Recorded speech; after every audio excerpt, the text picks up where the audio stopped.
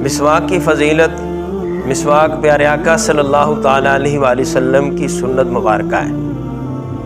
قربان جائیں، منہ کی بدبو ختم کرتا ہے مسواک، اور اس کے علاوہ جو دانت مضبوط ہوتے ہیں، بندے کا حافظہ تیز ہوتا ہے، سینے کی جو جلن ہے ختم ہوتی ہے، پیٹ کا درد بھی ختم ہوتا ہے، اور مسواک کرنے سے اللہ تعالیٰ کی جو خوشنودی ہے بندے کو حاصل ہوتی ہے۔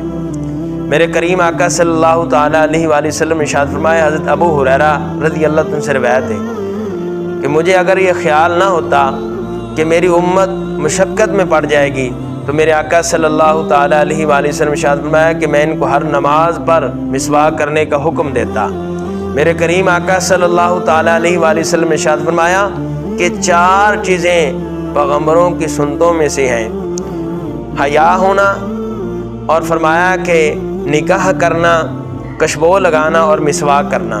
حضرت علی المرتضیٰ شیر خدا کرم اللہ وجہ الکریم سے روایت ہے، کریم آقا صلی اللہ تعالیٰ علیہ وآلہ وسلم نے ارشاد فرمایا کہ جب بندہ مسواک کرتا ہے اور پھر نماز کے لیے کھڑا ہوتا ہے تو فرمایا کہ فرشتے اس کے پیچھے کھڑے ہو جاتے ہیں۔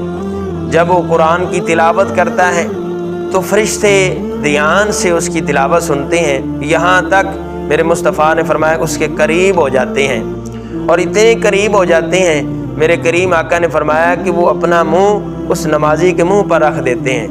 فرمایا کہ پھر جو بھی لفظ نمازی کے منہ سے نکلتا ہے تو وہ سیدھا فرشتے کے پیٹ میں جاتا ہے، اس طرح وہ فرشتوں کا محبوب بن جاتا ہے۔